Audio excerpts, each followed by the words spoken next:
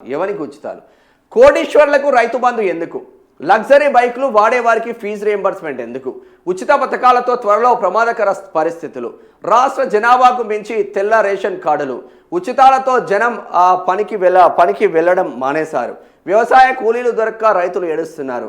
ఖజానాలో డబ్బు లేకపోతే అధికారి ఏం చేస్తారు? రాష్ట్ర ప్రభుత్వానికి హైకోర్టు చురకలు. ధిక్కరణ కేసులో సందీప్ సుల్తానియా కోర్టుకు హాజరు. ఇప్పుడు వాడు కోటీశ్వరుడు. ఇప్పుడు మనం రేషన్ కార్డు ఉంటుంది కదా, రేషన్ అంటే తిండికి గతి లేని పరిస్థితిలో రేషన్ బియ్యం తీసుకొని మనం తింటాం, అది అందరికీ తెలిసిందే. ఈ రేషన్ బియ్యం 10 కిలోలు తీసుకోవడానికి 10 కేజీలు తీసుకోవడానికి వాడు 2 లక్షల రూపాయల బైక్ మీద వస్తాడు. పోరడు 2 లక్షల రూపాయల బైక్ పై వస్తాడు. ఇక్కడ ఇదే 10 కేజీల బియ్యం తీసుకోవడానికి 10 లక్షల రూపాయల కారు వేసుకొని వస్తాడు. రూపాయల కారులో వస్తాడు. మరి ఈ కార్లు దర్జాగా కార్లు వాడేటోనికి 2 లక్షలు 3 లక్షలు బైకులు వాడేటోనికి ఈ సన్న బియ్యం తింటాడా అంటే తినడు. వాడు ఏం చేస్తాడు? ఈ సన్న బియ్యం, ఈ దొడ్డు బియ్యం, ఇంత దొడ్డు బియ్యం వచ్చేది, ఇప్పుడు సన్న బియ్యం వస్తుంది. ఇదే రేషన్ డీలర్లకు 10 రూపాయల కేజీ చొప్పున అక్కడ అమ్ముకుంటున్నాడు వాడు. లేదు అంటే తీసుకొచ్చి ఇక దోశ పిండికో ఇడ్లీ పిండికో చేసుకొని తింటున్నారు తప్ప ఒరిగేది ఏం లేదు. నిజమైన లబ్ధిదారులకు మాత్రం జరగట్లేదు. నిజమైన లబ్ధిదారులకు మాత్రం ఒరిగేది ఏం లేదు. నిజమైన లబ్ధిదారులకు పథకాలు అందని పరిస్థితికి వెళ్ళింది. ఉచిత పథకాలు పెట్టి కార్యకర్తలను ప్రోత్సహించి కార్యకర్తలకు ఇచ్చి వాడు మన పార్టీకి అనుబంధంగా ఉండాలి తప్ప వానికి ఉండాలి అని చెప్పేసి కార్యకర్తలకు పథకాలు ఇస్తున్నారు. ఎంతమంది ఇందిరమ్మ ఇల్లు ఇప్పుడు మీరు చెక్ చేసుకోండి. మీ నియోజకవర్గంలో మీ ఊర్లలో అసలైన లబ్ధిదారులకు నిజంగా వచ్చిందా? లేదంటే పార్టీ కార్యకర్తలకి ఇంట్లో 2 అన్నదమ్ములు ఉంటే 2 అన్నదమ్ములకు ఇందిరమ్మ ఇల్లు వస్తుందంట. వాళ్ళు 2కి ఇల్లులు ఉంటాయి. మళ్ళీ వాళ్ళిద్దరికి 3 లక్షల రూపాయల బండ్లు ఉంటాయి ఊర్లలో. కానీ వాడికి వల్ల ఇందిరమ్మ ఇల్లు. ఆ పక్కనే భర్త చనిపోయి ఇక పెంకుటిల్లు, అది కూలుతుందా ఎప్పుడు కూలుతుందో తెలియదు. 2-3 ఆడపిల్లలతో భర్త చనిపోయి పెళ్ళిళ్ళు చేయకుండా అనేక ఇబ్బందులు పడుతున్నా అటువంటి ముసలమ్మలకు, అటువంటి అభాగ్యులకు ఇందిరమ్మ ఇల్లులు రావట్లేదు. స్టార్ట్ చేస్తా, మంతని నియోజకవర్గం నుంచి స్టార్ట్ చేస్తా. ఏం జరుగుతుందో చెప్తా. ఇక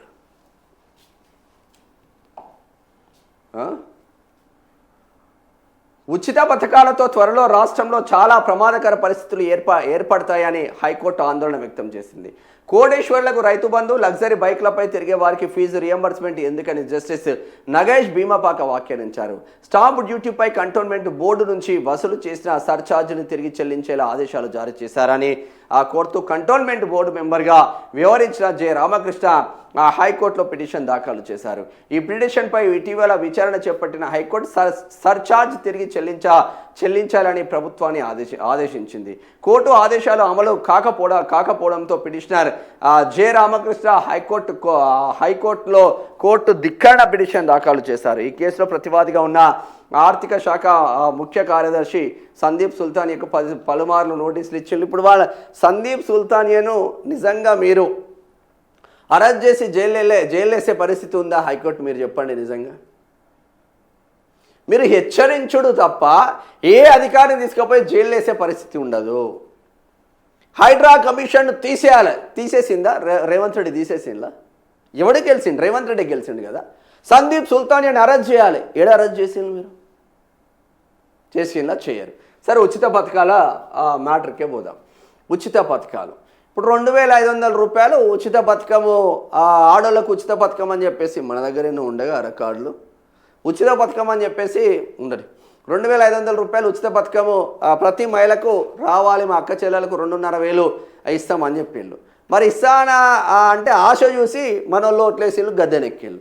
వాళ్ళ కూతురు ఉంటే కేసీఆర్ ఏమి ఇస్తుండే?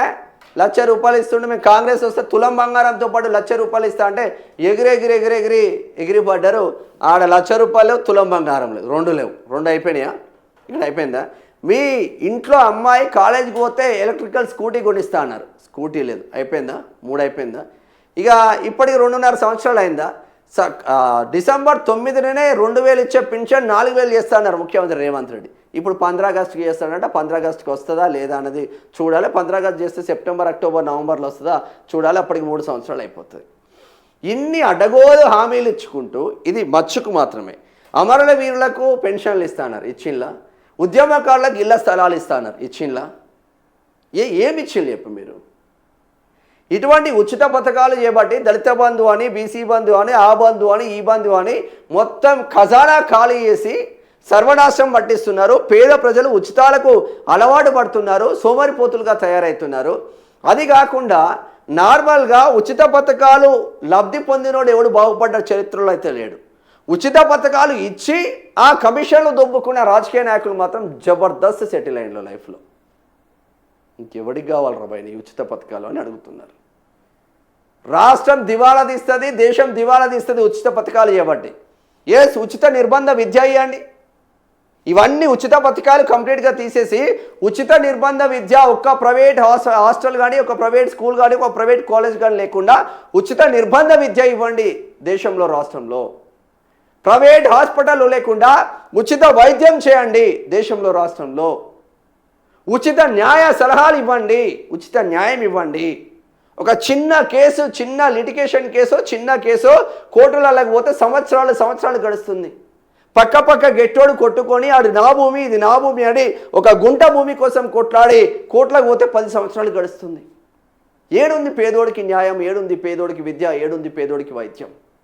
ఈ 3 పక్కన పెట్టి ఉచితాలకిగా మోచేతికి బెల్లం అంటించి నాకు ఇచ్చినట్టు ఉంటుంది మన పాలకుల పరిస్థితి. ఈ ఎటుపోతున్నాయో వ్యవస్థలు మనకు కావాల్సిందే రావట్లేదబ్బా. అడ్డమైన హామీలు ఇచ్చి గద్దెనెక్కుతున్నారు. ఆ గద్దెనెక్కినోడు, అడ్డమైన హామీలు ఇచ్చినోడు హామీలు కంప్లీట్ చేయకపోతే లైఫ్ లాంగ్ నేను జైల్లో పెట్టే చట్టం తీసుకురండి ఒకసారి. ఏ బీజేపీ వాడు తీసుకురాడు, ఏ బీఆర్ఎస్ వాడు తీసుకురాడు, ఏ కాంగ్రెస్ వాడు తీసుకురాడు. లెక్చర్లు మాత్రం దంచి కొడతాడు ఒక్కొక్కడు.